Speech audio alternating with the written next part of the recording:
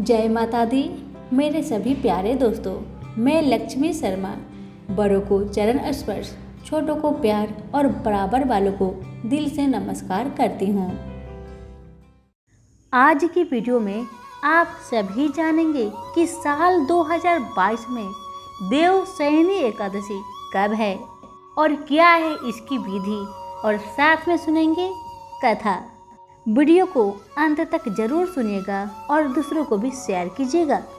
आषाढ़ मास के शुक्ला पक्ष की इस पद्मा एकादशी को अधिकांश व्यक्ति देवशयनी अथवा देवशोनी एकादशी कहते हैं। इस दिन से भगवान विष्णु 4 मास के लिए क्षीर सागर में शयन करते हैं। इसी कारण से इस एकादशी को हरिशयनी एकादशी कहते हैं। पुराणों में यह भी कहा गया है कि इस दिन से विष्णु भगवान 4 मास तक बलि के द्वार पर पाताल में रहते हैं और कार्तिक मास के शुक्ल पक्ष की एकादशी को अपने लोक में लौटते हैं।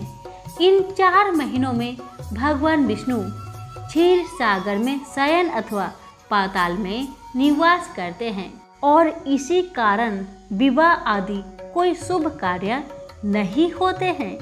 यद्यपि लगभग सभी एकादशियों को भगवान विष्णु की पूजा आराधना की जाती है, परंतु आज की रात्रि से तो भगवान का शयन प्रारंभ होगा, अतः उनकी विशेष विधि विधान से पूजा की जाती है। भगवान विष्णु की प्रतिमा को आसन पर आसीन कर उनके हाथों में शंख, चक्र, गदा, पद्म सुशोभित कर उन्हें पीतांबर, पीले वस्त्र या पीले दुपट्टे से सजाया जाता है। पंचामृत से स्नान कराकर तत्पश्चात भगवान की धूप, दीप, पुष्प इत्यादि से पूजा कर घृत दीपक से आरती उतारी जाती है। भगवान को तांबूल और पुंगी फल अर्पित करने के बाद निम्नलिखित मंत्र द्वारा भगवान की स्तुति की जाती है। कथा। धर्मराज युधिष्ठिर बोले कि हे भगवान, आषाढ़ मास शुक्ला पक्ष की एकादशी का क्या नाम है और उस दिन कौन से देवता की पूजा होती है तथा उसकी विधि क्या है, सो सब मुझे विस्तार पूर्वक कहिए। श्री कृष्ण भगवान बोले कि हे राजन, एक समय नारद जी ने ब्रह्मा जी से यही प्रश्न पूछा था। तब ब्रह्मा जी बोले, नारद, तुमने कल योगी जीवों के उद्धार के लिए सबसे उत्तम प्रश्न किया है, क्योंकि एकादशी का व्रत सब व्रतों में श्रेष्ठ है।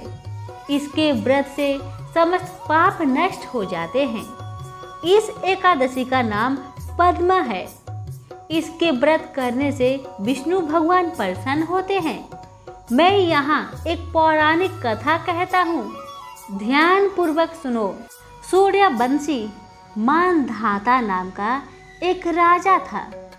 वह सत्यवादी, महान, प्रतापी और चक्रवर्ती था। वह अपनी प्रजा को पुत्र की तरह पालन करता था। इसकी समस्त प्रजा धन्य धान्य से परिपूर्ण थी और सदैव सुखपूर्वक रहती थी। उसके राज्य में कभी अकाल नहीं पड़ता था।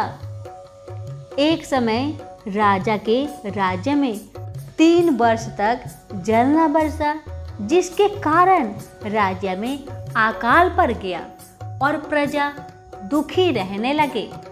राज्य में यज्ञ होना बंद हो गए।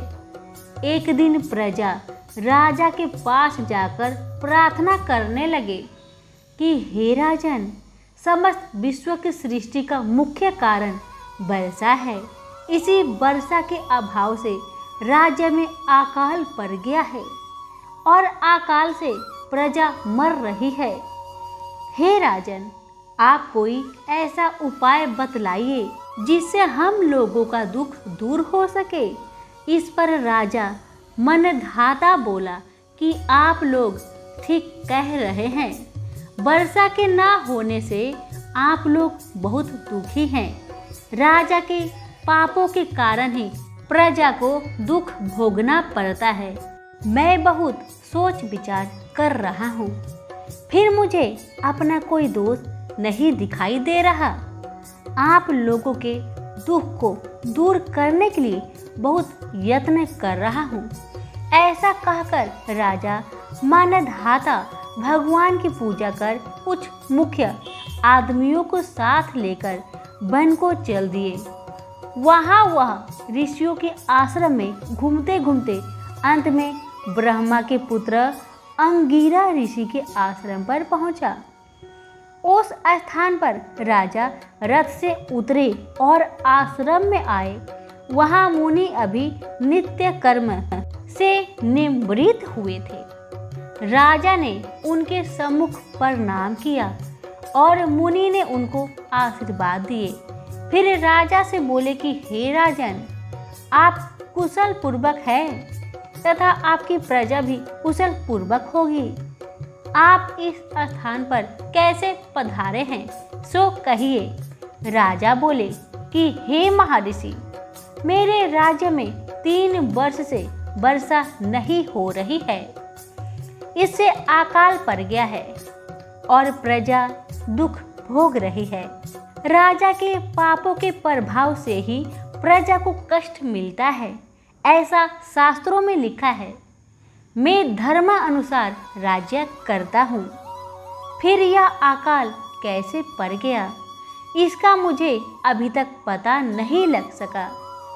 अब मैं आपके पास इसी संदेह की निवृत्ति के लिए आया हूँ। आप कृपा कर मेरे इस संदेह को दूर कीजिए और प्रजा के कष्ट को दूर करने के लिए कोई उपाय बतलाइए। इस पर वह ऋषि बोले, हे राजन, यह सतयुग सब युगों में श्रेष्ठ है। इससे धर्म के चारों चरण सम्मिलित है। इस युग में ब्राह्मणों को तपस्या करना तथा वेद पढ़ने का अधिकार है, परंतु आपके राज्य में एक शूद्र भी तपस्या कर रहा है। इसी दोष के कारण आपके राज्य में वर्षा नहीं हो रही है। यदि आप प्रजा का भला चाहते हैं तो उस शूद्र को मार दीजिए। इस पर राजा बोले, हे मुनीश्वर, मैं उस निरपराध तपस्या करने वाले शूद्र को नहीं मार सकता। आप इस दोष से छूटने का अन्य उपाय बतलाइए। तब ऋषि बोले कि हे राजन, यदि तुम ऐसा ही चाहते हो तो आषाढ़ मास के शुक्ल पक्ष की पद्मा नाम की एकादशी का विधि पूर्वक व्रत करो। इस व्रत के प्रभाव से तुम्हारे राज्य में वर्षा होगी और प्रजा सुखमय पाएगी, क्योंकि इस एकादशी का व्रत सब सिद्धियों को देने वाला है और उपद्रव को शांत करने वाला है। मुनि के इन वचनों को सुनकर राजा अपने नगर को वापस आए और विधि पूर्वक पद्मा एकादशी व्रत किया। उस व्रत के प्रभाव से राज्य में वर्षा हुई और मनुष्यों को सुख पहुंचा। इस एकादशी को देवशयनी एकादशी भी कहते हैं। इस व्रत के करने से विष्णु भगवान प्रसन्न होते हैं। सभी प्रेम से बोले, विष्णु भगवान की जय हो। धन्यवाद।